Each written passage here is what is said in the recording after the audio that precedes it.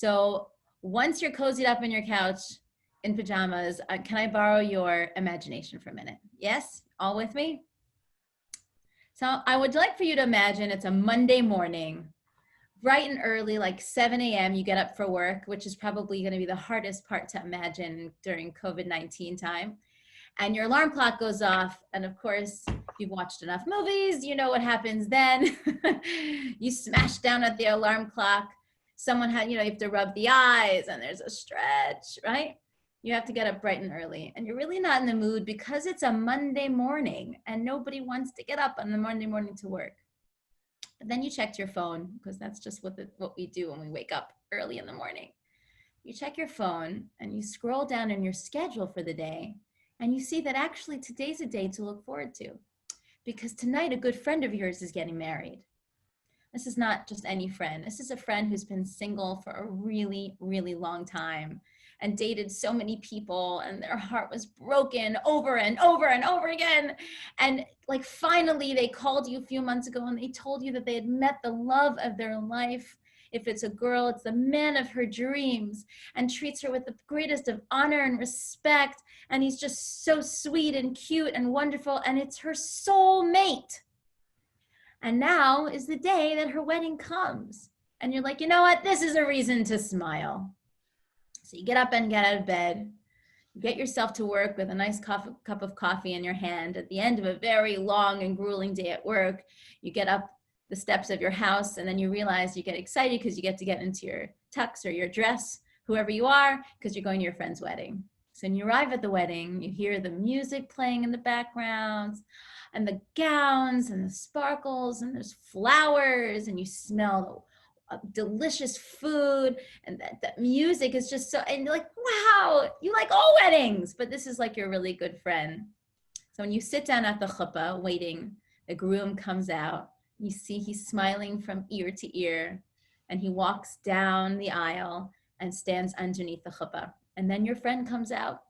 She looks ravishing and she's smiling from ear to ear. She walks down the aisle and they stand next to each other and the love is palpable. It's you can feel it in the air. Can you feel the love tonight? And they're just so excited to be able to get married to each other finally. And you're just so happy for your friend. And then all of a sudden, you catch your friend's eyes and she looks into your eyes and then you see a look of panic. And you think to yourself, was that my imagination? You look to the right of you, you look to the left of you. Did anybody else see that look? She had a look of panic for a minute.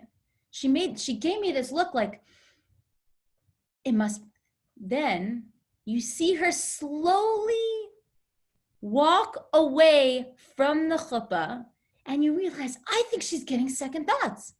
Oh my God, what are you doing? Your friend is getting second thoughts. And as she's walking away from the chuppah, inching away, a whole team of 6 men in black suits with black sunglasses and earpieces and AK-47s come out simultaneously from behind the chuppah, point their machinery at her, and they wait. And you see her look around in panic. She goes back underneath the chuppah, stands next to her chatan, and they get married. And they swear their life to each other and their commitment to each other. How would you respond? What kind of marriage is this? The first thing that will go through your mind is, wait a minute, does anybody see what I am seeing right now? Am I hallucinating? Why does nobody find something wrong with this? And you'd be incredibly worried for her. This is a breach of human rights violation. This is a serious issue. Your friend is being forced to marry someone. So put your imagination at rest and come back to me. We are told that this Shavuot was almost like the climax of a relationship where we meet God at Har Sinai, and that's supposed to be our wedding night. It's our wedding day. It's a day that we've been waiting for. It's a day that he's been waiting for. We met in Egypt. It was a very strange dating experience, but there was amazing flowers and lights and action and blood and lice, and he destroyed all of our enemies, and he swooped in with like a knight in shining armor and picked us up off our feet and just sailed out into the sunset. the water split in the meantime, sailed us off into the sunset, and he brought us to our wedding day. This is the analogy that we are given, according to Jewish tradition, that Har Sinai was not just about receiving the Torah, but it was about our wedding day. But there's a very peculiar part of our tradition that really rubs me the wrong way. And this is the thing that they don't talk to you about in Hebrew school as much, because it's the part that makes people feel uncomfortable. And you ready for this? It's because we're told that at some point the Jews started to get a little squeamish with the thought of till death do us part.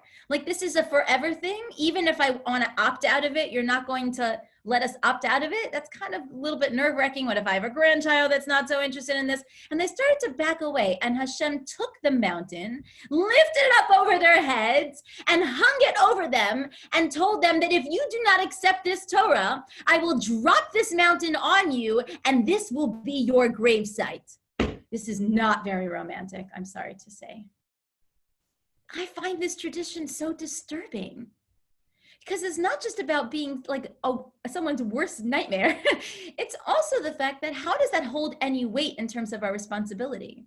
We're supposed to choose into relationships, and we're told that the beauty of Mount Sinai was the fact that we chose to be that chosen nation. It wasn't that God chose us, we chose him.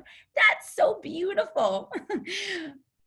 But the fact that we were forced into it in the end because we got a little sick in the stomach at the thought of foreverness, that's the part that I have a hard time with. If someone points a gun to your head and tells you to do the right thing, and you do the right thing, doesn't that take away your free will, which is something that is so incredibly essential to what it means to be a human being? This is a theme throughout all of Jewish philosophy, that our prized possession is our free will. This is what I like to call this is conditional love. You know, the conditions encouraged us to embrace this Torah. But does that mean that it was kind of inauthentic? So I'll tell you something interesting. I have 6 kids, right? That was in my bio. I have 6 kids. They're my pride and joy. So very few people on the line are probably parents, I would assume. But one day you'll remember me saying this and you'll say, you know what, I think she was right. And you'll hold this in your pocket throughout your parenthood. If you try to get your kids to do the right thing, let's use something as an example, like brushing your teeth. Everybody on the line can agree that brushing your teeth, oral hygiene, is something that we all can agree is a good value to incorporate within your children's lifestyles, correct? So if I were to say that every time I announce in my home, especially the little ones, time to go to bed, let's brush your teeth. So even though I teach a parenting course and my children are supposed to be perfect and I'm supposed to be perfect, guess what? Newsflash, that we are all in our Stilerman family far, far from perfect. I say time to brush your teeth, and guess what happens? Nobody moves. It's almost like they have selective hearing. What? Does anybody hear a bee in the room? So I have 2 options as a parent. Follow closely and pay attention. What are my 2 options? Option number 1 is bribery. No problem. Anybody goes to brush your teeth, get some extra TV time, let's say. All of a sudden, my kids, miraculously, their hearing is repaired. They get up from on top of the, wherever they were sitting, and they run to brush their teeth. My other option is I can say, listen, I can't stand being ignored in this house. Whoever doesn't go to brush your teeth by the time I count 2, what did you think? Exactly 3. Somehow all of you know this, right? By the time I count to 3, whoever doesn't brush your teeth, I'm taking away your TV time forever, because foreverness is probably the best thing to be able to threaten your children with, because for sure you can follow through with that one. So I threaten them. That's another way. Does this resonate with you that parents often do this? Teachers as well. Anybody in a position of power will use bribes and threats. But there's a third option. Seems like we're bribed, or it seems like a threat, but it's a very, very different tact. It's fascinating to see that I don't have to bribe them and I don't have to threaten them. All I have to do is say, everybody gather around my computer. I'd love to invite you. Mom's putting on a movie. And I click on YouTube a video of a gruesome and grueling root canal, hand out the popcorn to all of my children, and then I give them a nice movie night where they get to watch root canals for an hour straight. After I'm done with that, this is one of those things that should come with a t-shirt. Do not try this at home, right? But after that, when I ask my children time to go brush your teeth, you better bet your bottom dollar that they'll get up from their seat and they'll run to brush their teeth faster than the speed of light. Did I threaten them by showing them this video? Did I bribe them? No, but what I did do is I attached the action that I'm trying to get them to do with the value behind it, both the positive and the negative, which means what are the benefits of brushing your teeth? And when you're 90 years old, you still can flash your pearly whites and be proud of it. And I also have incorporated the negative element, which means if you don't do that, look what will become of you. Did I threaten them with something? No, I showed them a reality. I taught them the greatest lesson they could ever know. And you know what's beautiful about that?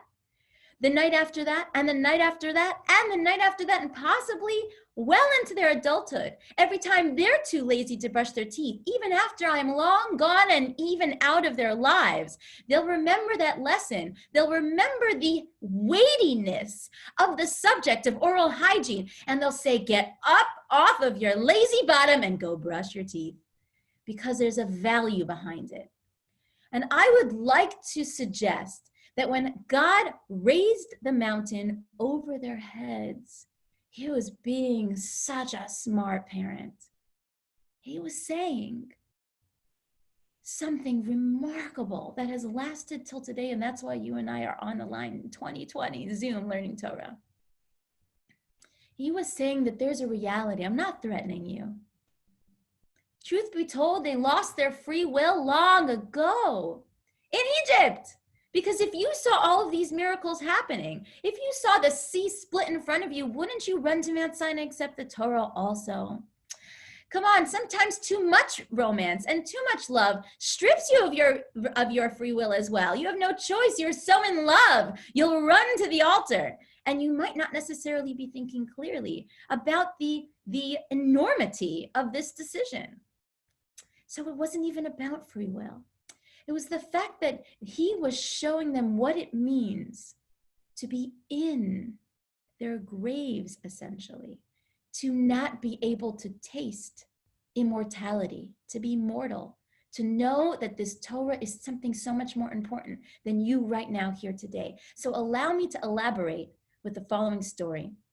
So my mother passed away 6 years ago, and I lived in London at the time when she was diagnosed. She was diagnosed, and 6 weeks later, she passed away. So it was so quick. Everything was happening in such a flash. I flew on a plane quickly to Miami, and I was caring for her during her last days on her deathbed. It was the night before she passed away. I was up all night long, almost delirious from exhaustion, singing to her, listening to her, feeding her the morphine. It was such a grueling night. You have no idea. And I watched her as she struggled to take every single breath because her lungs were flooded with this anaplastic carcinoma that had spread from her thyroid. In the morning, I woke up, and she didn't. And before the Chevra Kadisha came, which is the society that prepares the bodies for burial, we called them and they said, take the body and put the body on the ground, which I thought was such a strange thing to do. But what I took note of when I was sitting Shiva for the 7 days following, and I was obligated to sit on the ground, I realized there's something very powerful to be close to the ground.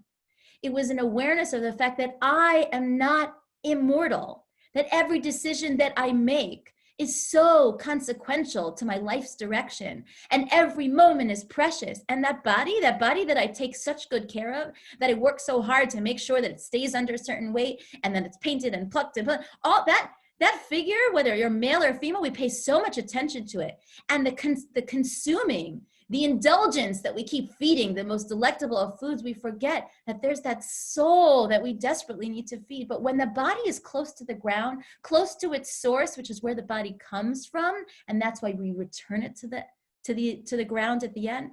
When the body is close to the ground, we almost sit in that experience, realizing how mortal we are, realizing how sensitive life is, how delicate life is. And only when we face death do we really see the value in life and how it's highlighted. And only when we see death with our own eyes, when we sit in it, when we witness it, do we really milk life for what it's worth and make those commitments. I say, I'll be a better wife, I'll be a better mother, I'll be a better Jew, I'll be a better everything when you're faced with the limitation of your time on this planet.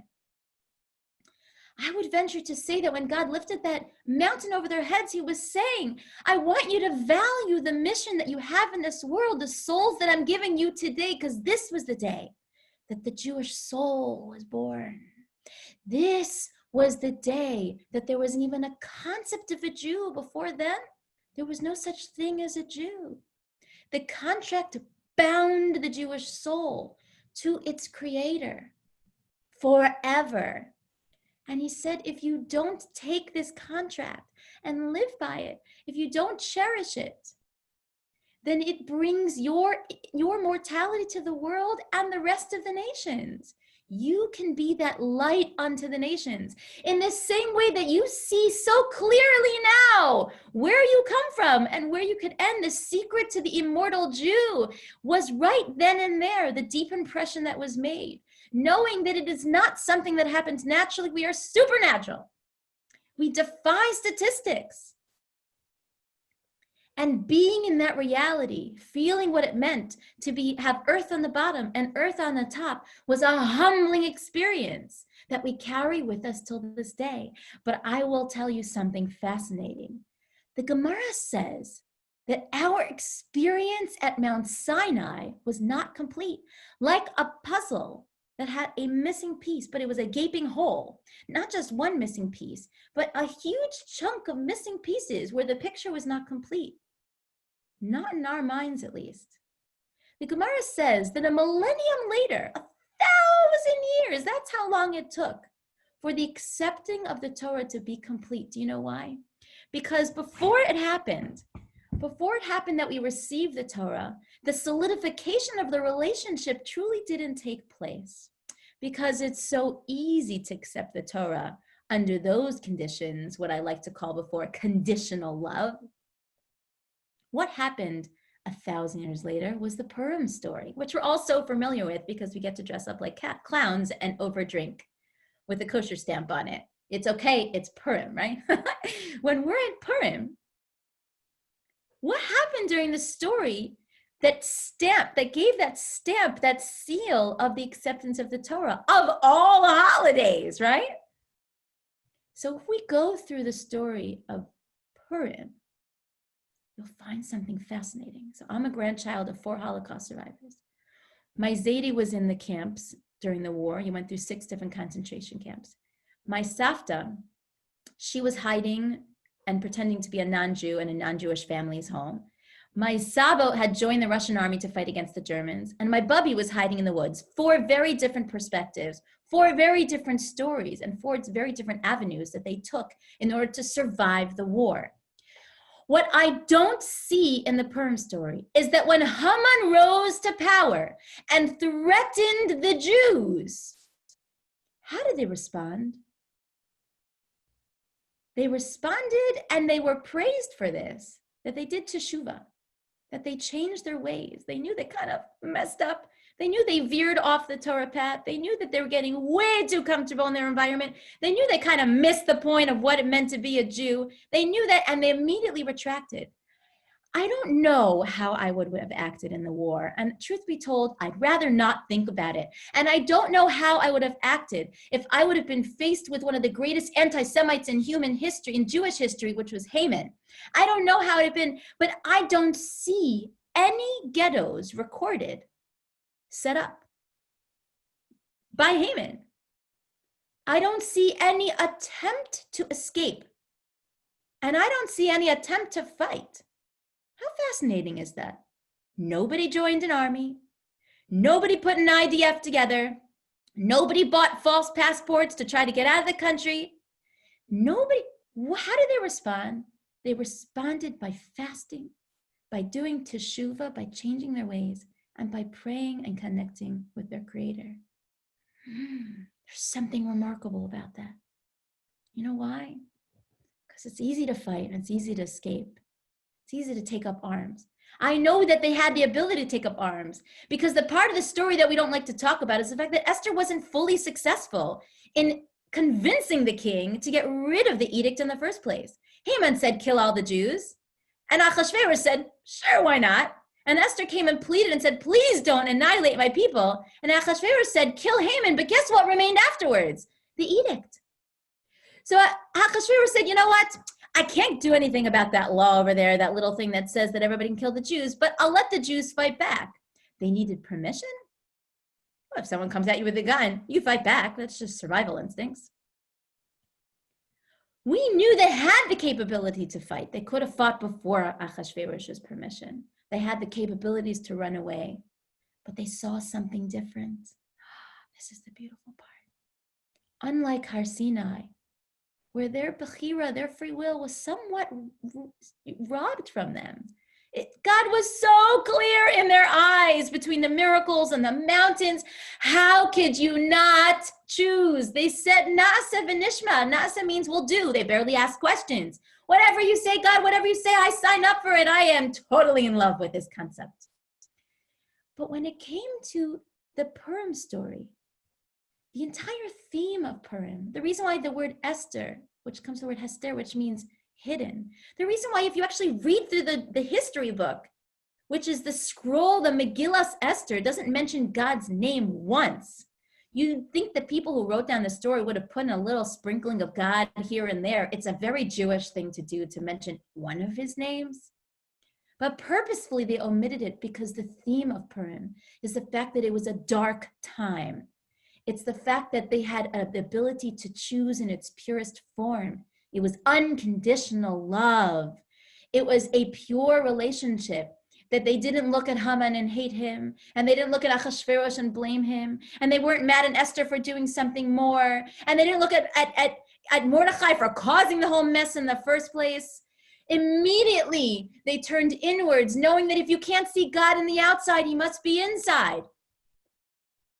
It was the Purim story that solidified the acceptance of the Torah, because we can't only accept Judaism when it's easy, when it's great, when it's fun. I love Pesach Seder, getting together with my grandma and the family comes together. And I love going to the rabbi's house for Shabbat dinner. And don't get me started with Hanukkah. Hanukkah is my favorite holiday. That's so much fun. But what if God says something that's not easy to do? Or what if God hides his face and I'm dealing with some really severe challenges in my life? Then can I turn to him? Or do we blame? Do we escape? Do we run? And only then, when God saw that when it was completely dark, only then was it that the Torah finally took its place in the hearts and the souls, made almost like it was branded forever within us, because we were able to connect to God in the high times, and we were able to connect to God in the low times, in the light times and the dark times. And I'll tell you something fascinating, and I'll leave you with this. This is beautiful. Every morning, we are meant to wake up and say our morning blessings. Our morning blessings are so beautiful. It's basically very, very ancient forms of mindfulness. One of the greatest tricks of being happy is to focus on the things that there are to be happy about. It's bringing things to the frontal lobe, making it part of your attention span throughout your day, because I live a hop, skip, and a jump away from the beach. How many times am I so angry because I'm stuck in traffic trying to get to work, and I totally neglect the beautiful sunset that is hovering over the most magnificent beach that many, many people travel from far and wide and spend a tremendous amount of time and effort and vacation days to come travel here, and I don't see, and I run right past it. So we wake up in the morning and we want to be mindful and take note. And we thank God for our eyes, and we thank God for our legs, and we thank God for our ability to be able to make choices. We thank God for the fact that we have our dignity, that we have our honor. We thank God for our gender. We thank God for so many different things. And I'll tell you something amazing. What starts all of those blessings off with? The classic list of blessings. It's a very strange one. And if you don't believe me, open up a Siddur and you look it up yourself. It says, Baruch atah Hashem Elokeinu melech haolam, asher nasan l'sechvi vina lahavchin ben yom u'ben leila. I'll translate that for you. It says, blessed are you, God, who gave to the sechvi, which has two translations. Follow me with this, and you'll find something so beautiful. Either it could mean heart, or it could mean rooster. Why are we talking about roosters? You know what it is? So I stayed up in the Galil many years ago at a friend of ours' farm. And truth be told, it actually happens. If you wake up early in the morning, you can hear the rooster crow. But unlike all of the animals that were created, all creations, unlike human beings, where we naturally rise with the sun rising, there's one creation that rises before the light comes out. And that's the rooster. The rooster was created with some type of instinct, knowing that even when it was dark, it believes, it trusts, it knows that that sun will rise even at the dead of the darkness. It senses it. It knows that it will come. That rooster is a very holy creature because, like all animals in creation, each one of them has qualities and attributes that were given in order to inspire us how to be better people. This rooster has the gift, the little sixth sense to know that even though it's dark, it trusts and it believes that it's going to be light. Well, all the other animals are sleeping. And what does the rooster do? It doesn't keep that information to itself. The rooster gets up and it stands tall and proud at the top of the mountainside, and it crows to the rest of creation. It says, wake up, greet the day before it comes, believe it will come. When it says the Jews are a light unto the nations, it's such a deep, profound message to us. If you take one look at Jewish history, why did we stick around? If anything, it was probably the darkest strand of history you will ever see.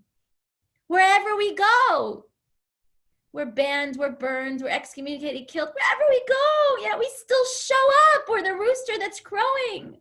In the dead of the night, we still call out and we say, humanity, you have such a profound purpose in this world. Rise, get up from your sleep, awake, because the dawn is coming where you will see and you will feel so clearly what your mission is.